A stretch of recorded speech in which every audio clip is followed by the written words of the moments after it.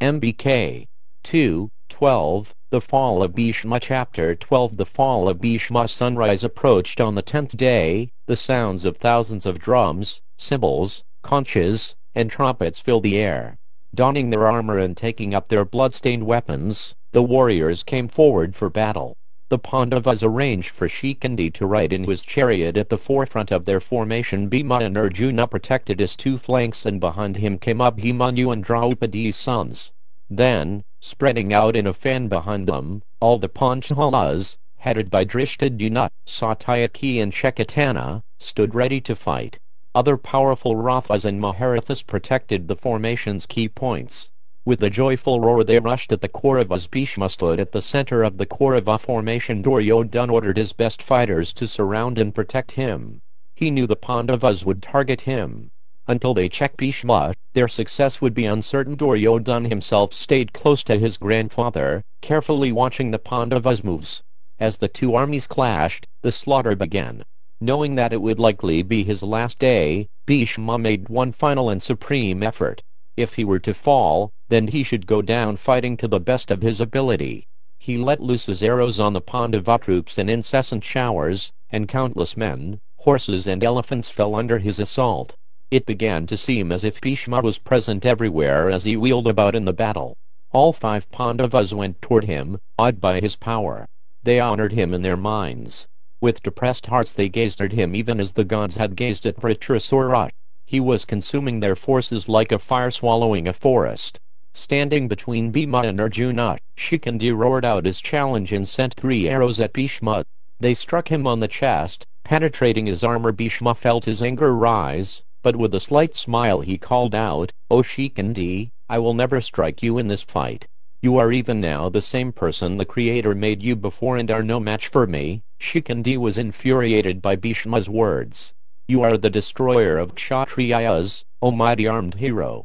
I have heard of your fight with Parashurama and have seen for myself your prowess. Still, I will fight with you. Whether you fight back or not, I will slay you in battle. Know this for certain, O afflictor of foes. Take a good view of this world while you can, for you will not escape from me with your life." Shikandi at once fired 5 more arrows that pierced Bhishma in the shoulder joint. Wincing, Bhishma turned away from Shikandi and attacked the warriors surrounding him. Arjuna came up next to Shikandi and said, "Maintain your assault on the grandfather, mighty armed hero. He will not be able to harm you. I will protect you from any other fighters who come to his aid. Today we must lay Bhishma low or face the derision of our own men." Shikandi longed for Bhishma to fight with him. He sent clusters of swift arrows at the Kuru commander, striking him all over, but Bhishma did not respond. Moving back and around in a circle, Bhishma avoided Shikandi and at the same time rained down his shafts on the Pandavas. He was supported by a huge division of elephant warriors and thousands of charioteers. Duryodhana personally marshaled his forces around Bhishma, ensuring that he was carefully guarded on all sides. With a roar Arjuna charged into the fray. Shooting countless arrows he carved a path through the Kauravas. As he ranged about, leaving in his wake a trail of destruction, Duryodhana was alarmed and approached Bhishma. "O sire, behold how my troops are being routed by the enraged Arjuna. As a herdsman belabors his herd with a cudgel, so Arjuna belabors my troops with his Gandiva. O mighty hero, I see no other shelter than your illustrious self." Bhishma lowered his bow and looked at Duryodhana. "O best of men, hear my words. Before the battle began I vowed I would slaughter 10,000 men a day. I have kept my vow. Now I will make one final promise. Today, either I will kill the Pandavas or they will kill me. Thus I will liquidate the debt I owe you, arising from the food you gave me, by throwing off my mortal coil in the thick of battle." Without another word Bhishma moved off and began scattering arrows among the Pandava forces. Like the sun drawing moisture with its rays, he robbed the strength of all heroes who approached him. Having slain 10,000 swift-moving elephants and 10,000 chargers with their riders, as well as a full 100,000 infantry, he stood on the field like a smokeless fire. The Pandavas could not look at him. Arjuna again enthused Shikandi. "Go toward Bhishma, O hero. Do not fear. I will dislodge him from his chariot with my sharp arrows." Shikandi again challenged Bhishma, followed by Drishtadyumna, Abhimanyu, Drupada, and Virata Arjuna, Yudhishthira, and the twins flanked them and joined the charge. The Kuru warriors, however, checked their advance. There was a terrible encounter between the enraged warriors. Arrows, lances, darts, and maces flew through the air, and the screams of the soldiers mixing with the clash of the weapons was intolerable. With Shikandi before him, Arjuna steadily approached Bhishma. Seeing him moving determinedly toward the grandfather, Dushasana came before him. He checked Arjuna with a volley of shafts. Dismissing fear from his mind, he withstood the Pandava like the shore resisting the ocean. The two fighters contended like Indra and Maheshwara meeting in the celestial realm in the days of yore. Dushasana stopped Arjuna with 25 shafts, then struck Krishna with 3 more. Incensed at seeing Krishna attack, Arjuna sped 100 long shafts at Dushasana. Penetrating his armor, they drank his blood and made him gasp with pain. Without delay he sent back 3 arrows that struck Arjuna on the forehead. As blood streamed down his face, Arjuna was as beautiful as Mount Meru with its towering crest stained with red oxides. Laughing loudly, Arjuna cut Dushasana's bow with 3 crescent-headed shafts fired simultaneously. He followed that at once with 50 more hammer-headed arrows that smashed the Kaurava's chariot. Arjuna shot 100 more spiked arrows toward Dushasana as his chariot fell apart around him. Without losing his composure, Dushasana resisted Arjuna's attack by firing his own razor-headed shafts, which cut down Arjuna's arrows in midair. All the warriors who saw this marvelous feat cheered Dushasana. The Kaurava prince felt encouraged and launched another 20 arrows at Arjuna. Struck by his shafts, Arjuna blazed up in fury. He sent so many arrows at Dushasana that the prince was forced to flee. With his body pierced all over, he ran 300 paces and mounted Bhishma's chariot. With all their principal warriors at their head, both armies faced each other for a violent exchange of weapons. Bhishma was backed by Duryodhana, Drona, Kripa, Ashvathama, and all the other Kuru heroes, while the 5 Pandavas, backed by Drishtadyumna, Shikandi, Satyaki, Abhimanyu, and the other Pandava fighters, all stood against them. They fought like the gods and Asuras. Watching the fight, Drona spoke to his son, who was stationed by his side. "It seems, my dear Ashvathama, that Arjuna will exert himself fully to destroy Bhishma. See how he targets the grandfather again and again, keeping Shikandi by his side. I am seeing many evil omens. My arrows seem to fall from my quiver and will not fit themselves to my bow. I feel my enthusiasm wane. All around us I hear the cries of carnivorous birds and beasts. Even the earth seems to cry out in pain and the sun is dimmed. Though clad in bright armor, the kings on our side do not shine. All these signs indicate that our illustrious sire will soon fall." Drona urged his son to challenge Arjuna. "This is not the time when dependents should think of their own lives. Fixing your mind on heaven, dear son, confront the roaring Dhananjaya. That diadem-decked hero is agitating our army like a storm tossing the ocean. Listen to the cries of men and the constant crack of his bowstring. Go quickly and exert yourself fully to check your godbrother before he destroys us all." Ashvathama moved off at once, supported by Shalya, Kripa, and Bhagadatta, along with another 6 Kaurava Maharathas. All 10 warriors advanced in a body toward Arjuna. Bhima challenged them when he saw their intention. All 10 of them trained their weapons on the powerful Pandava, but he remained unmoved by their attack. He cheerfully assailed every one of them with his own arrows, each of which resembled one of Indra's blazing lances. The Kaurava warriors found themselves completely engaged by Bhima alone. With roars of delight he held them all at bay. As other battles raged around him, Arjuna focused on Bhishma's chariot. After beating back an attack from Sasharma and his brother Chitrasena, he rushed at Bhishma like an elephant rushing at another for the sake of a mate. Quickly, Bhagadatta placed his elephant in Arjuna's way, but the Pandava sent it reeling with a volley of swift arrows. Then Shikandi was again before Bhishma. He rained countless arrows on his chariot. Still Bhishma refused to fight with him. Instead, he bore his attack patiently while maintaining his assault on the soldiers supporting him. Bhishma resembled Rudra at the end of the creation. No one who came within range of his arrows escaped. Only Arjuna was able to withstand his attack and approach him, along with Shikandi, who was still unharmed. When only Arjuna and Shikandi were left standing against Bhishma, Shikandi pierced him in the chest with 10 bronze-headed arrows. Bhishma gazed at him as if to burn him by that look, but he did not attack. Urged on by Arjuna, Shikandi attacked Bhishma more and more fiercely. Arjuna also shot his golden-winged arrows at the grandsire. Bhishma fought only Arjuna, disregarding Shikandi's arrows, which wounded him in every part of his body. As Arjuna and Shikandi bore down on Bhishma, Dushasana came again to protect him. Cheered by the Kauravas, he single-handedly resisted the arrows of Bhishma's 2 assailants. Other charioteers came up to support Arjuna, but Dushasana struck them down. Dhritarashtra's second son exhibited his prowess, allowing Duryodhana to marshal more troops for Bhishma's protection. Arjuna was infuriated. Losing all patience, he sent arrows that struck Dushasana like thunderbolts and tore off his armor, sending it crashing to the ground. The Kaurava fell from his chariot, then got up and ran. By then, a large force of Kaurava warriors had come to surround Bhishma. Numerous tribes of barbarians, clad in animal skins and clutching bludgeons and spears, rushed at Arjuna. Thousands of other soldiers galloped forward screaming their battle cries and hurling spiked lances. Not caring for their attack, Arjuna sent flaming arrows charged with mystic power. Sheets of fire-tipped shafts swept through the barbarian ranks. They fell by the thousands, making the ground impassable.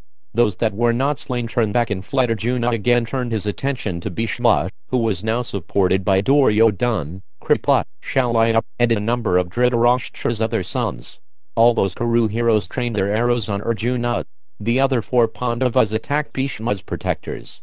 Numerous Kaurava fighters were struck down by Pandu's sons as they fired their searing shafts. Bhishma and Arjuna contended like 2 lions. Neither could find any gap in their opponent's defenses.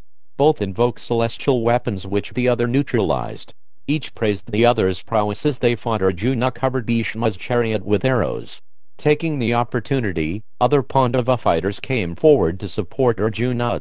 Backed by innumerable chariots, Bhima, the twins, Drishtadhyumna, Satyaki, Abhimanyu, Ghatotkacha, and other principal Pandava warriors pressed forward in the battle. Duryodhana and the best of the Kauravas warriors met them.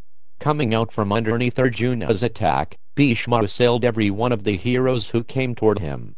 With one razor-headed shaft he slew Satanaka, Virata's beloved brother. Bhishma rained down death-dealing shafts that destroyed Satanaka's entire division of chariot warriors. At the same time he held off Arjuna's attack as well as the attacks of other fighters. The Kuru commander seemed to be sporting as he battled against the hundreds of warriors.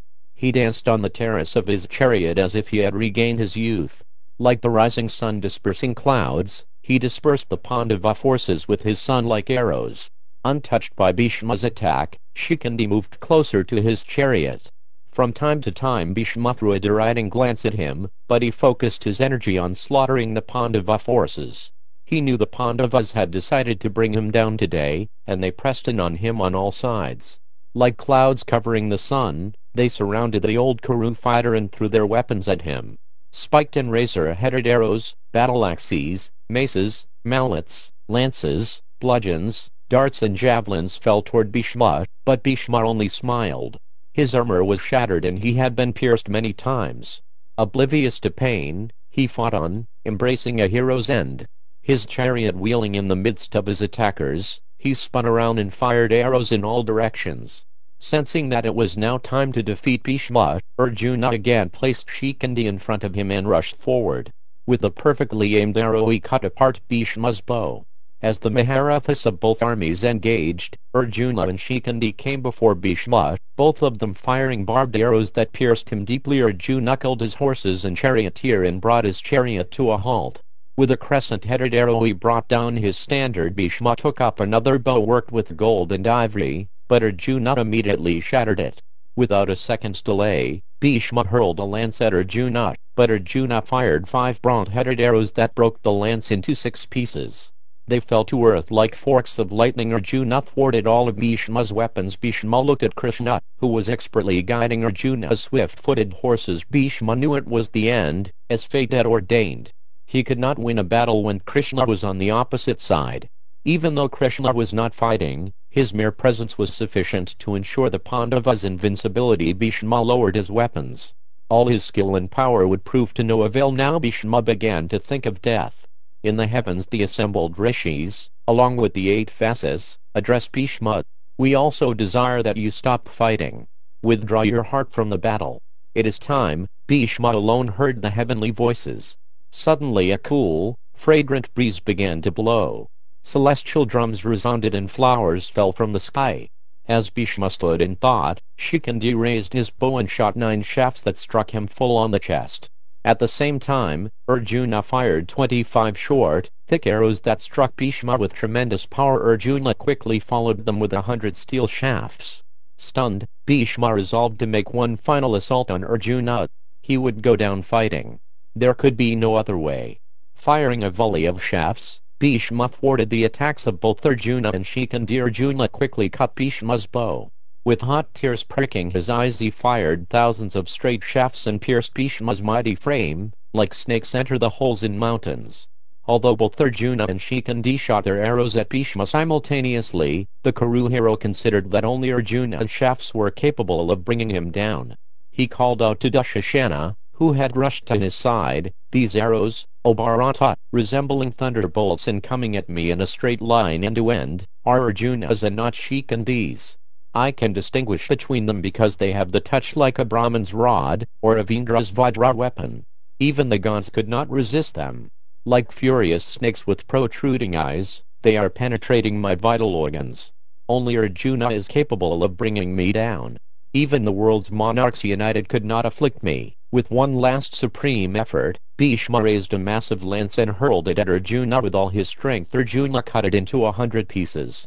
Bending the Gandiva to a full circle, he fired arrows 20 at a time in a continuous line. Seeing Shikandi directly before him, Bhishma lowered his weapons and did not resist Arjuna's attack. Arrows struck him in waves. There was no space thicker than 2 fingers' width on his body that was not pierced. Before the Kaurava's shocked eyes, he fell headlong from his chariot. With his head pointed toward the east, he lay fully supported by Arjuna's arrows. No part of his body touched the earth. The Kuru army was overwhelmed by sorrow. Cries of grief rippled across the field. From the sky a celestial voice resounded, "How can this hero, this illustrious son of Ganga, leave his body when the sun is in its inauspicious southern course?" Hearing that voice, Bhishma replied, "I am still living." He had noted the course of the sun and, by his father's boon, had decided to wait until it moved toward the north before dying. He knew the Vedic instructions that a yogi should leave his body only when the sun was in its northern track. Until then he would lie on the battlefield, as befitted a warrior, awaiting his final moment. Death would not take him until he desired it. Duryodhana and his followers were utterly confused. They did not know what to do or where to go. They dropped their weapons and wailed. As the sun reached the western horizon, the Kauravas stood about the battlefield dispirited and afflicted by grief. No one could find the strength to move for some time. On the side of the Pandavas, conches were blown and soldiers cheered. Thousands of drums were beaten and trumpets and horns sounded. Word of Bhishma's fall spread around the battlefield in moments. The warriors of both armies stopped fighting and stood wherever they were, their minds stunned by the impossible news. Some men wept aloud, others ran wildly around, and some swooned. Assuming the forms of swans, celestial rishis descended from the heavens and walked around the fallen Bhishma, who lay with his mind absorbed in yogic meditation. Seers, Siddhas and Charyunas praised Bhishma from the skies. As darkness fell, the earth seemed to cry out, "This one is the best of all Veda-knowing sages." Duryodhana breathed long and heavy sighs. He rode swiftly to Drona, who had been taken to a distance from Bhishma, and told him of his fall. Hearing the news, Drona fell from his chariot in a faint. When he returned to his senses, he ordered the Kauravas to withdraw. Duryodhana, Drona, Kripa, and all the other Kuru leaders made their way sorrowfully toward where Bhishma lay. Seeing Bhishma at last felled, Bhima leapt from his chariot and danced on the battlefield. Arjuna, however, was sober. He asked Krishna to drive his chariot over to the Kuru chief. Dismounting with bow in hand, he went over to the fallen warrior and knelt by his side. "Please instruct me what I can do for you, O sire," he asked, struggling to control his voice as his grief rose. "Command me at once and consider it done." Bhishma opened his eyes. He spoke with difficulty. "O Falguna, see how my head is hanging down. Fetch me a suitable pillow, O hero. You alone are equal to this task." Understanding Bhishma's desire, Arjuna lifted his bow and fired several arrows, charged by Vedic mantras. The arrows stuck in the ground beneath Bhishma's head and formed a headdress. Bhishma smiled. His arms were pierced all over and resting on arrows, but he raised his right hand from the wrist to bless Arjuna. "O son of Pandu, you have properly understood my desire. This is the only fitting pillow for a warrior slain on the battlefield." Bhishma looked around. He was surrounded both by Pandavas and Kauravas. They stood with folded palms and gazed at his face. Duryodhana and his brothers were shamefaced. They had failed to protect their finest fighter and the leader of their forces. The old grandfather and Kuru guide had fallen. Remorse consumed Duryodhana's heart. It was by his insistence only that this war had to be fought and Bhishma be slain. Seeing the Kauravas' shame and sorrow, Bhishma reassured them. "I have attained the end which is always sought by heroes. This bed is to me no less than an excellent bed of the finest down and silk. Soon I will see my ever-living ancestors in the blissful realms of paradise. Why should I lament?" As Bhishma spoke, a number of skilled physicians arrived carrying herbs and balms. Bhishma raised his head to speak, his rasping voice barely rising above a whisper. "O kings of the earth, after paying proper respects to these Brahmins who know mantras, and then rewarding them, please dismiss them. I have no more need of physicians. My end has come and I am ready for it. It is not my duty to allow myself to be treated by these physicians. I want to die from these arrows. Let me lie here until the sun reaches the point of the compass occupied by Vaishravana. Then I will depart for the higher regions." Bhishma's head fell back onto the arrows and he closed his eyes. Duryodhana sent the Brahmins away. He stood for some time in silence, looking at the fallen hero. Then, sighing, he and his brothers and all the kings supporting the Kauravas circumambulated Bhishma 3 times. They slowly made their way back to camp, seeing nothing but desolation before them. The Pandavas also offered respects to Bhishma before returning to their camp. As they went, Yudhishthira said to Krishna, "O Janardana, surely victory comes to a man through your grace, and defeat overtakes him through your wrath. You are our sole refuge. You assure your devotees of your protection. Nothing is wonderful for one who has taken shelter of you, O Madhava." Krishna replied, "These words, O foremost of all the earth's rulers, could only have fallen from your lips." Feeling sure that they would soon attain victory, the Pandavas rested for the night while the Kauravas lay tossing in grief.